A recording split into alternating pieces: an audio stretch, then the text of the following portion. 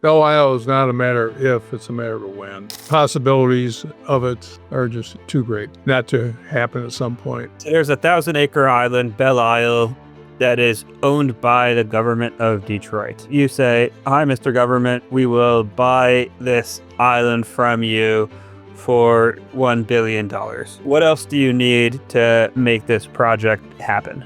In order to fund Belle Isle and make it happen without any government help, we need to make it very attractive for people to move to Belle Isle. Well, to make it attractive, we need to have a policy environment that overrides the objections. And that's where the income tax and the regulatory environment are so key. If you can eliminate the income tax, eliminate the tax and investment, that will override the objection to coming to Detroit.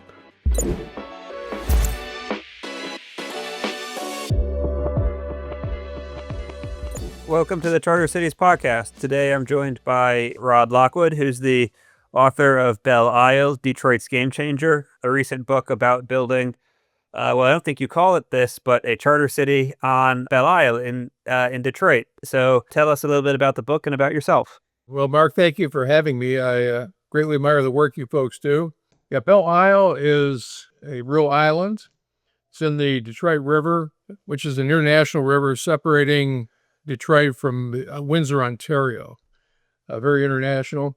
It's about 1.5 square miles. And in the book, it's designed for about 50,000 residents. The book is a look into the future.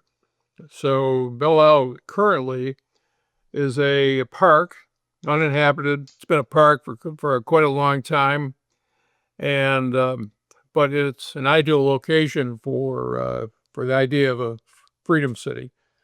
I wrote the book, the first book I wrote about a little over 10 years ago. The idea was inspired by actually somebody from the Mackinac Center for Public Policy, which is a state-based think tank here in Michigan.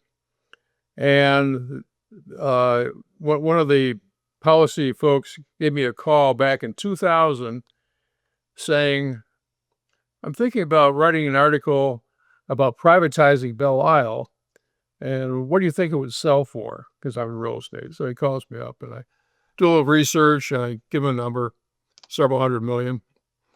So he writes the article called "For Whom the Private Bell Tolls," and it is about selling off the island to private developers who then build a city. That was back in 2000. Well, 10 years later, as a hobby, thinking about writing something, my wife has a hobby of painting. She loves it. She does it all the time. I've done some writing in the past, and it sort of got me itch to write about something. So I decided to do a futuristic novella set 29 years in the future about what Belle Isle could become, with emphasis particularly on called the total environment.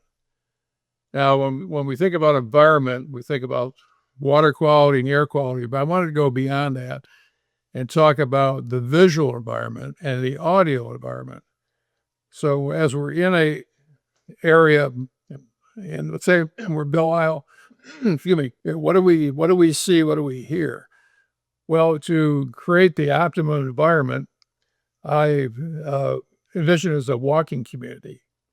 No cars, with the utilities handled like trash and food and so forth, handled in the middle of the night by quiet vehicles. So during the day, you have this very attractive community without all the chaos and the noise and the clutter, particularly here in the Detroit area with all our cars and so forth. Excuse me. Now, there would be cars occasionally in the island because I designed it around a Formula One racetrack. You say, okay, now, why a Formula One racetrack? Well, if we're going to put Belle Isle on the international map and bring people from all over the world to view what's happening there and to bring the investment market in, we have to have attractions to do so. Racing is certainly a big spectator attraction. So wanted to have a racetrack on the island.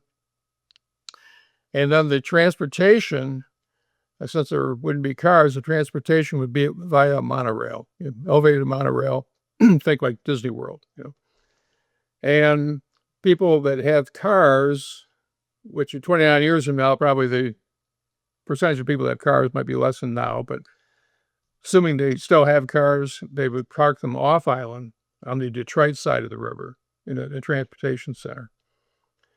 So as I'm thinking about this futuristic city, rather than, say, inventing the wheel, what countries or cities around the world would you want to emulate or use their principles to build this freedom city, this game changer? Well, I adopted 4 different cities or countries: Monaco for racing and tourism, Singapore for economy, Liechtenstein for governance, and Switzerland for currency. Liechtenstein, and reel back to that country. Liechtenstein is a very small country, nestled between Switzerland and Austria in the Alps. But the head of the government, whose name is Hans Adam II, the Crown Prince of Liechtenstein, had written a book back in 2009 called The State in the Third Millennium. And I heard about it, ordered the book, read it, and I thought it had some excellent foundational principles for governance, city, country, courts, and so forth. So many of the suggestions, oh, there you have it. All right, there you go. Easy to grab, too, in grabbing distance. So you keep it out for easy reference. So obviously you've read it.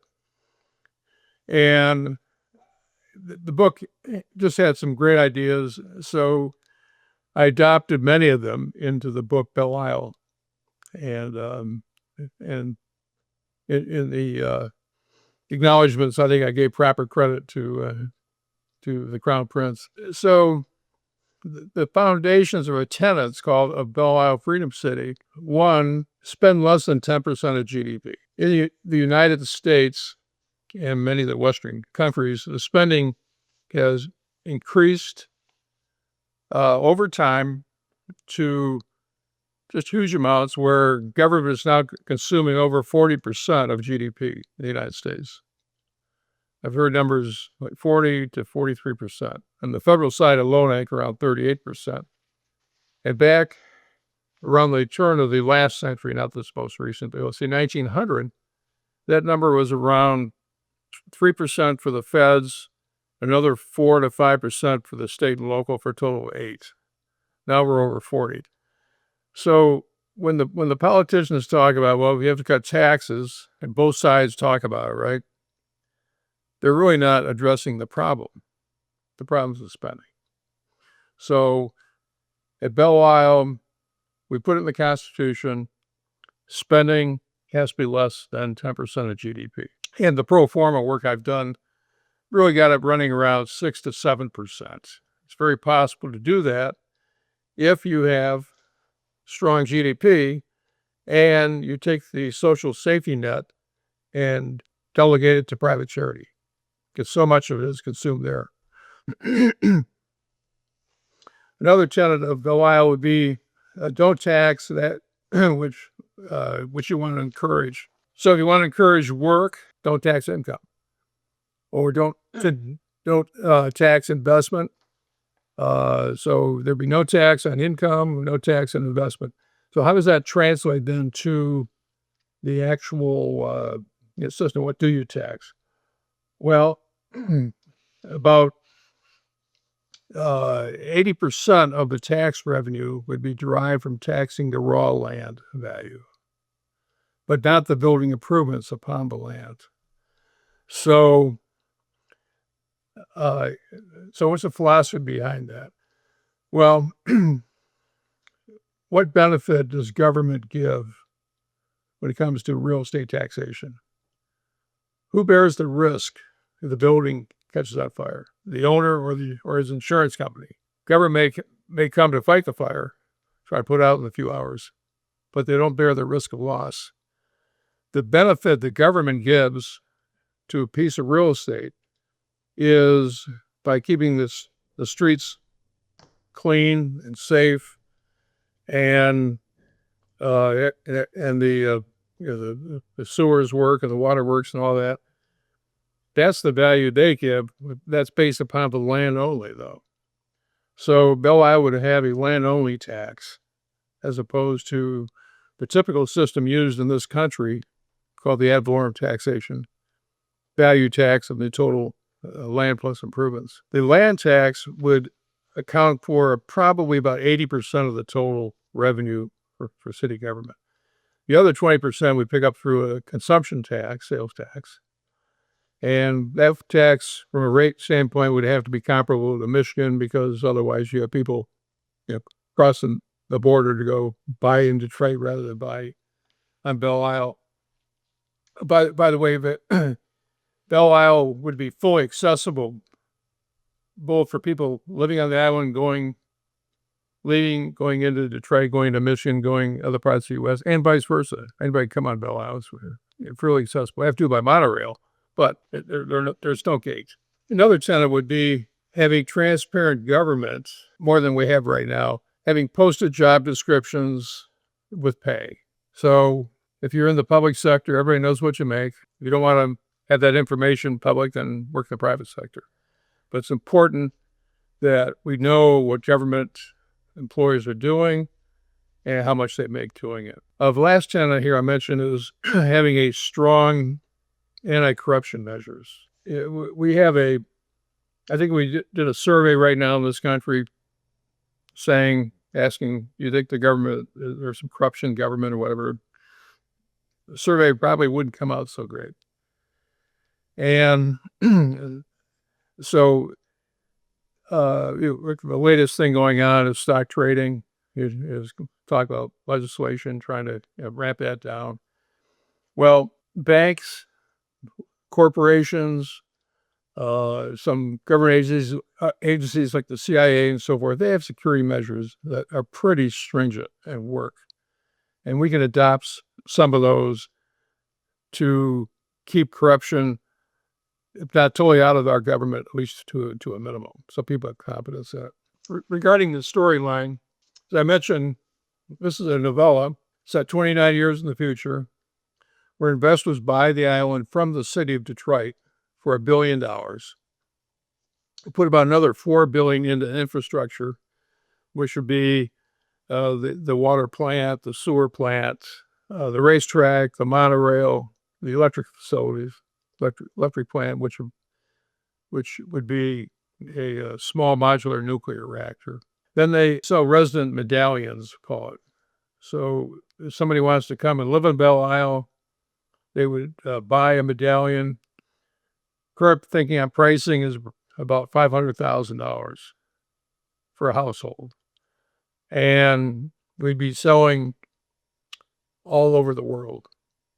So not just in the U.S., but also Canada, South America, and the Western democracies. For 50,000 people, that's equivalent to about 20,000 households. And so we have to sell 20,000 medallions. A certain fraction of those we would reserve for people that can't afford the 500,000. We call it the starving artists, the artisans, the people with special talents, and so forth. But we would sell those, and then people would also purchase their land for their house or the residence. So between the land sales and the resident medallion sales, we would accumulate the capital to buy the island and put the infrastructure in. Approximately $5 billion of costs there. Between the residential, the hotel, the office, the retail, the restaurants, another $45 billion would probably be invested by the private sector. So our investor group would have to put up $5 billion, and then the private sector or the outside private sector, another 45. It's actually all private money, because we would not be looking for the government to even put a nickel into the deal. All we've done with private equity, private money. Getting back to the storyline, the story evolves over a 3-day period. One of the main characters, who is a gifted master planner by the name of Darren. Darren had a high school friend by the name of Joe, whom he'd not seen for decades, because Joe had gone off to Europe and had a career over there in biotech. And finally, things calmed down enough where Joe comes back to Belle Isle to see what Darren has created. So over a 3-day period, Darren leads Joe around the island talking about it. The book is written through the eyes of Joe, what he sees. It's a short read. It's only 166 pages, a 2-hour read, broken into 33 chapters. So each chapter ranges from 1 or 2 pages to 8 or 9 on its subject matter. People who have read it said it's very quick. They say it's a perfect airplane trip read. So if you're going to fly to somewhere, take the book with you. Between waiting to board and the flight itself, you can get the book read. That pretty much covers the outline of the book. Do you have any questions at this point, Mark? Sure. Yeah. So I guess first, why Detroit? Why Belle Isle? Very good question. If you don't mind, I'm going to spend a little time on the history of Detroit, because I think the history of Detroit, and you might call this the rise and fall of a great city, plays into the why Detroit. Detroit was actually founded in 1701 by Monsieur Cadillac. He was a French fur trader. He had about 100 Frenchmen with him, 100 Indians. They founded Detroit. The population 50 years later was only 650 people in 1750. Not long after that, the British invaded. They took over from the French. And then at the outcome of the Revolutionary War, the Americans took it back from the British around 1783. The War of 1812, the British took it back again. And then after the Battle of Lake Erie, the Americans won. It goes back to becoming an American city. In 1840, the population of Detroit was 9,000 people. Right on the river, good trading location because of water access, which remains the case today. The Ambassador Bridge and the tunnel under the river are the busiest goods transportation center in the country. So there's more activity going across the border there than anywhere else. The 1860, the population, start of the Civil War, was 45,000 people, and it increases marginally until 1896, when Henry Ford invents the quadricycle. And followed shortly after that in 1899 by the Ford Detroit Automotive Company, where he started building his cars and went bankrupt not long after that. The population in Detroit at the turn of the century was 285,000, but only had 29 square miles. So that's an important metric from a standpoint of population density. So at around 10,000 people per square mile, that meant that services could be provided readily. As time went on, Ford Motor Company took off. 1903 was formed. 1911, Chevrolet formed their company, and the automotive race was on. In 1916, we had what's called the Great Migration, where African Americans migrated from the South to Detroit and other Midwest cities to take these jobs in the factories. And that was exacerbated when the World War I started and white men were drafted and left the labor force, creating even more opportunities for blacks from the South to come up and take those jobs. So it was a great migration. By 1920, Detroit had a population of a little bit less than 1 million people. And during the 20s, it greatly increased. It picked up 58% increase in population in 10 years from 1920 to 1930. We're up to almost 1.6 million. Leveled off a little bit, then took off again after World War II ended. 1950, we peaked at 1,850,000 people. Keep a number in mind, 1.85 million. And we were the wealthiest major city in the country. And the world. That was 1950. So 1.85 million. Then over the next 10 years, we lost 10% of our population. So in 1960, we were down to 1.67. And at that point, we were really in a death spiral because we had this huge city, 137 square miles, designed for 1.85 million people, and we're losing population. So in 1962, Detroit imposed their first income tax, and that only contributed to the downward spiral. It started off as a 1% tax on residents and a 0.5% tax on non-residents for income. Within 5 years, it had doubled for the residents and tripled for the non-residents. 1967, we had the race riots in Detroit, the largest race riot ever in the country, only surpassed by the Los Angeles riots in 1992 later. And that accelerated the loss of population. From 1960 to 1970, we lost 10% of our population. The next 10 years, we lost 20%. The next 10 years, we lost 15%. Next 10 years, 8%. Next 10 years, 25%. And then from 2010 to 2020, we lost another 10%. Now we're down to a little bit over 600,000 people. So Detroit is now one of the poorest cities in the country from being one of the richest. So if we're going to make the case for why Detroit, I think we're a special case. The other part of this is, despite our loss of population and all the problems Detroit has, Detroit's, I think, under the latest statistics, still the second most violent city in the country. So we have high crime still, loss of population, huge amount of poverty, low literacy rates. You name it, all the indicators are bad.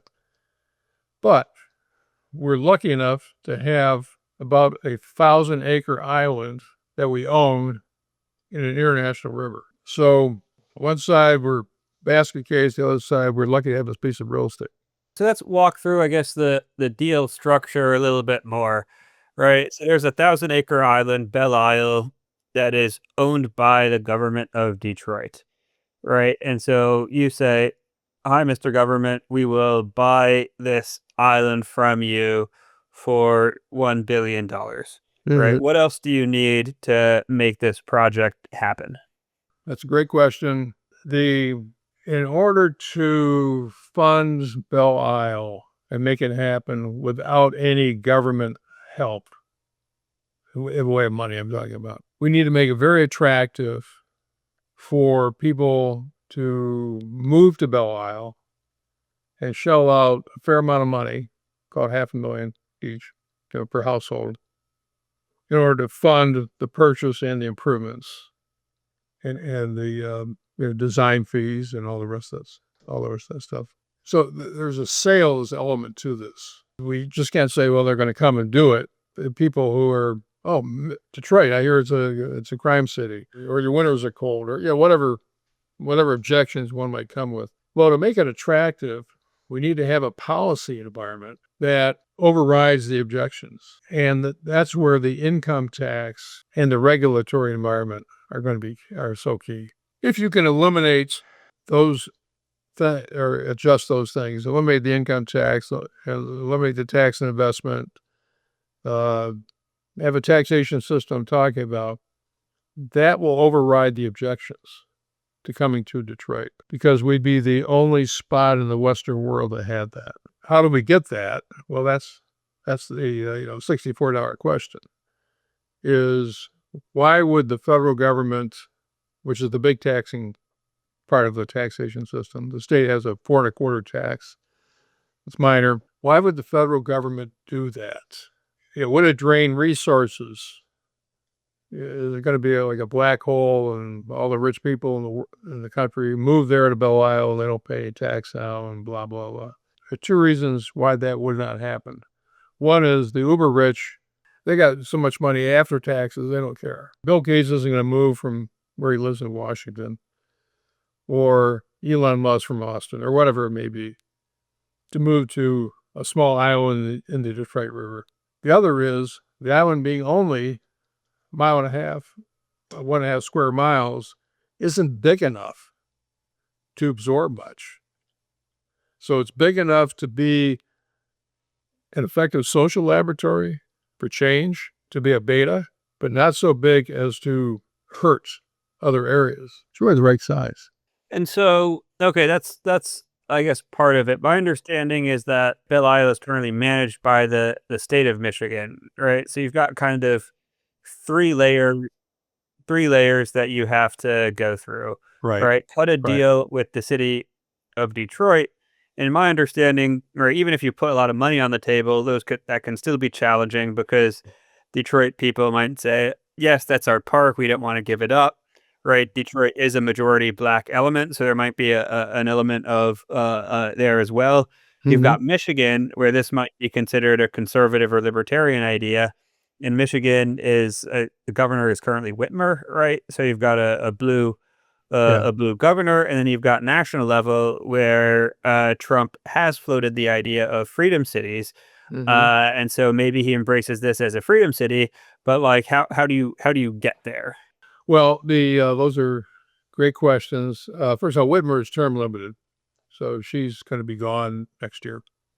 Uh, who will become governor is important to the idea. So Michigan is a purple state. We have 4 Republicans running, 2 Democrats, and 1 independent who's the current mayor of Detroit, Mike Duggan. I can't tell you what the odds are. Who's going to be elected is, it's not clear. The election is a year from November 26th, when the governor's election is. In Detroit, the case has to be made of how this Belle Isle will benefit, called the average Detroiter.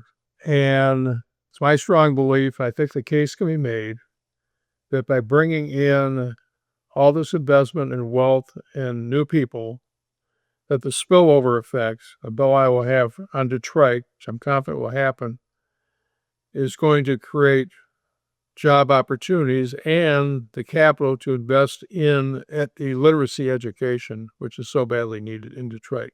We have a real literacy problem here, and if you're not literate, you can't fill out the job application, much less execute on it. So we have to emphasize that Belle Isle, by creating this attraction of investment, wealth, and not be ashamed to use the word, will create the educational opportunity for more and more Detroiters that they don't have it right now. Detroit education, it's no secret. I mean, the Detroit school system is broken. More kids in Detroit go outside the Detroit system than are inside it now. They have great loss of student population.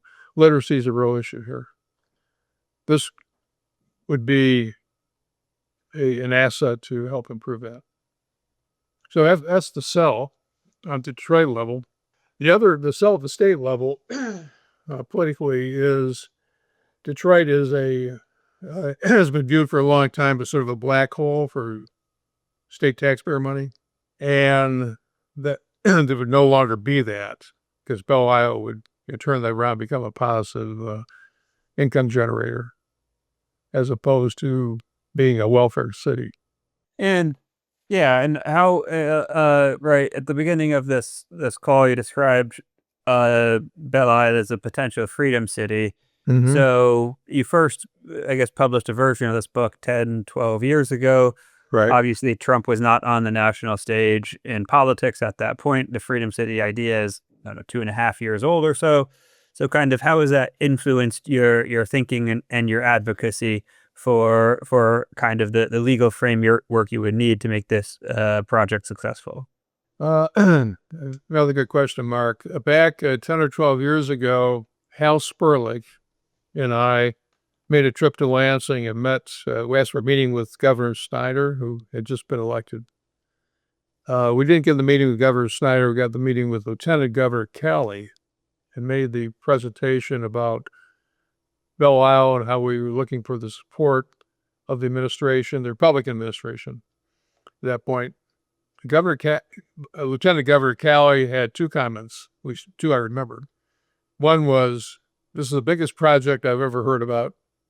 The other is, "This will never happen as long as Obama is president," which he was at that time. So we tucked our tail between our legs and we went back to Detroit. The political situation is different now than it was when Obama was president, at the federal level for sure. The state level, I believe, can be open. If Detroit, let's say or majority of Detroit City Council members promote this idea, the state will fall in line. The federal level, not so sure on that. What's required to get a special economic zone entitled so Belle Isle can operate with its taxation system, which we require to bring all the capital. That's more of a unknown in my mind. But I do know that we have to start with Detroit itself and make the case to Detroiters that, the place where you've had your family reunions, it'll still be available to you. Just the reunion center will be much smaller because there'll be all these buildings. You can have a big reunion center at the ground level of one of the buildings. That's right. Yeah. And so you first published this book 10, 12 years ago, or I guess not this exact book, but a previous, the first edition of it. Yeah. Right. And so what was the reception then? Well, I didn't publish it to get any reception. I just wrote the manuscript, again, using the comparison to my wife painting, in her studio. I'd spend over a 6-month period, spend a few minutes in the evening after dinner on the computer. So once I got done with that, I thought, okay, I spent hours on this. I need to make it, hire an artist to do the covers, so I did that. And then I need to maybe self-publish it, so I did that. Meanwhile, some friends were talking about, okay, what are you up to? And one of them said, "Oh, wow, what a great idea." He said, "If you want to have a book launch, I'll sponsor it at the Detroit Athletic Club." I said, "Really?" I said, "Yeah."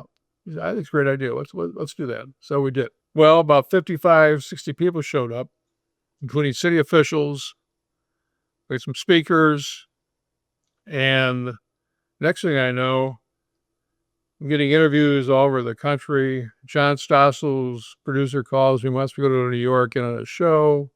Stephen Colbert lampoons me on his show. I mean, But see, his show just got canceled, so you get the last laugh. I know exactly, right.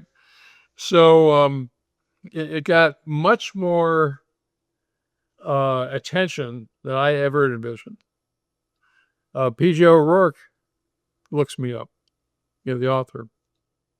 He comes into town. We spend a couple of days touring the island, spent some time right here in my home office, smoking cigars and drinking bourbon. And he loved the idea. He wrote a review in the Wall Street Journal. It was a big spread in the Wall Street Journal editorial section about turning Detroit into Hong Kong. So, I don't know, 1,000 books online, whatever. What that tells me, you might say dipping your toe in the water, is there's a real interest in the idea, but it needs to be promoted properly and presented with real intent. So years go by, and back in 2013, when I first published it, I didn't have the time or the money to really do it right. But the family business was handed over to my oldest son about 4 years ago now. He runs it day to day. So I'm semi-retired. I've got the time. Money's gotten better. So starting about 3 or 4 years ago, I started getting this guilt. This guilty feeling that, there's an opportunity there that, you should be doing something about it, and you're not. And are you going to get off your duff and do something, or are you just going to think you should have done? So finally, about a year ago, I said, okay, let's do it. And hunted out a real publisher. The Amplify Publishing Group, which is a division of Real Clever Politics, they're out of the D.C. area. Entered in contract with them. It's been a good fit. They engaged a content editor to review my rewrites, because I had to rewrite certain sections for various reasons. And she was a great help. Made the book, I think, less boring. 'Cause at times I get stuck in the numbers, and she wanted more personal description and so forth, and I think it's a big improvement, more readable. So Amplify's been a great help, and now they have a marketing team, which is about to launch the book. The book's going to be available on Amazon and Barnes and Noble and the retailers early November. So it's not available yet generally. It is available only from the publisher. And then you, as you well know, I've hired your uh, former guy, Joe Milligan, to work full time on the project. And Joe's been a great help. He has so many connections in that world that I don't have, as far as engaging people who have that passion and have the knowledge. So Joe's been a great addition. Sure. So just a few more questions. I mean, you are also, or maybe you were, I don't remember, the chairman of the Mackinac Institute Center. Mackinac Center for Public Policy. Mackinac Center for Public Policy. Mm-hmm. So, right, this, you mentioned that the idea sprung from a, I guess, right, paper they wrote in the early 2000s. Right. But this idea is at least substantially different from a lot of the, like, libertarian or conservative state-based think tanks. So I guess, like, do you recommend similar models for other states, or do you recommend, like, how do you think about this project in relation to your role as chairman of Mackinac and kind of a more standard reform approach that Mackinac and other institutions take? Yeah, the book is my creation. It doesn't reflect the position of the Mackinac Center. am currently chairman of the board, but the principles of taxation, regulation, open markets, and so forth are totally in alignment with a libertarian / conservative think tank, as is the Mackinac Center. There's quite a bit of alignment there. I don't think there's any kind of departure from the principles of free markets that the outfits like Mackinac Center or the umbrella organizations under the state policy network employ. Sure, but even if the principles are the same, I'm not suggesting they're different. There's a kind of different strategy at work. Like, I mean, I'm less familiar with the state-based think tank, where my understanding is the state-based think tanks have had reasonably good success. At the national level think tank level, I am a little bit skeptical of kind of conservative center-right think tanks in terms of it's not, I guess, obvious what kind of major policy wins they have had. And so I'm just wondering, I don't know if you've thought about it, but right, you're still trying to promote the same principles, but with a very distinct strategy. Absolutely. And that's sort of the difference between a white paper or policy paper and an actual project. That is the difference. So what I'm promoting here is an actual project, which then can take it out of the theoretical realm and put it into practice. Now, the book itself is simply a sales tool. So it describes the vision. Joe and I are working on, it should be completed soon, also called a virtual helicopter tour of the island, something that you're flying around what it will look like. So we'll have a couple of sales tools, the book being one, and the helicopter tour. But what we're trying to do is actually implement something somewhere, as opposed to reading a policy paper, what things should be. And so let's, I guess, look through a kind of best case scenario, right? The book comes out early November. Like if this succeeds, right? Like what does that look like in practice? What kind of timelines can we expect for the implementation of this project? Well, timeline is very difficult. Becoming a believer, and I'm starting to say this more frequently, Belle Isle is not a matter of if, it's a matter of when. Possibilities of it are just too great not to happen at some point. But the process would be that we build grassroots support so we know that when the time comes, we actually make an offer to buy the island, and what we're probably going to modify it to actually enter into a long-term lease, just for the branding and political perception purposes. So we put $1 billion down on a 99-year lease with some renewal options and so forth. Then, upon acceptance from the seller, the city of Detroit, we would then heavily work called the entitlement phase of the project. That would mean that the pathway, the legal pathway, would be pursued, whatever that is. We don't know what it is right now. We've got some ideas, but we're not that far along. So if the legal pathway is that we need 3 signatures, or whatever it might be, okay, we'll start working on that. But we're not going to put in any serious money, like $5 billion, until we have it in our hands. And once we have the legal entitlements done, then we'll go into the financing market to actually raise the first $5 billion.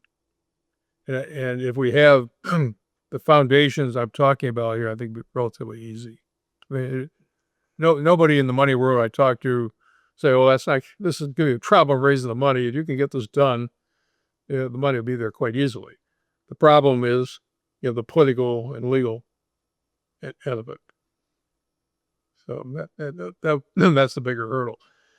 So how long would that take? I don't know. A couple of years? Would it survive even past Trump? And I think it would, if we can get Detroit and Detroiters to see the vision. Then I don't think it matters less what Washington thinks about it or Lansing thinks about it. Great. Well, I wish you the best of luck. The book is Belle Isle, Detroit's Game Changer. I guess before we close out, is there any other message you want to communicate to the audience? Well, I think that the concept here, the idea of Belle Isle I consider it almost tantamount to a politician and name recognition. So there's some politicians, they started with no name recognition. It only gets better. And I think the Belle Isle idea will only get wider and wider recognition as people start talking about it and refer it to their friends and buy the book, read it, talk about it, have your friends buy it or else lend the book to them and get it passed around. So the idea of disseminating the idea on a wide basis is really going to be key. And that's one of my endorsements is from a British racing journalist by the name of Simon Taylor. And have you ever seen the endorsements, Mark? Have you? Yeah, if it's in this book, I did see them. Yeah, anyway, so he thinks it's a model for the Western world. And he's a very smart guy. And if you ever see the race movie Rush, he plays himself in the movie, by the way. Okay. as the British race announcer. So Simon's a great friend. He's read the book. He loves it. And many people around this community here who hear about the idea say, this is a great idea, but can you accomplish it? Can you sell it politically? That's the question. Well, we're just starting on that road. We'll find out. Cool. Well, I hope you can. Thanks so much for coming on the podcast. Well, thank you for having me, Mark. Appreciate it. And whatever word you can do on spreading it would be much appreciated. Will do. Thanks for listening to the Charter City podcast. I hope you enjoyed the conversation. You can follow us on your favorite podcasting platform or subscribe to our YouTube channel. If you enjoyed this conversation, we'd appreciate you sharing it on social media. Thanks for listening, and we hope to see you again.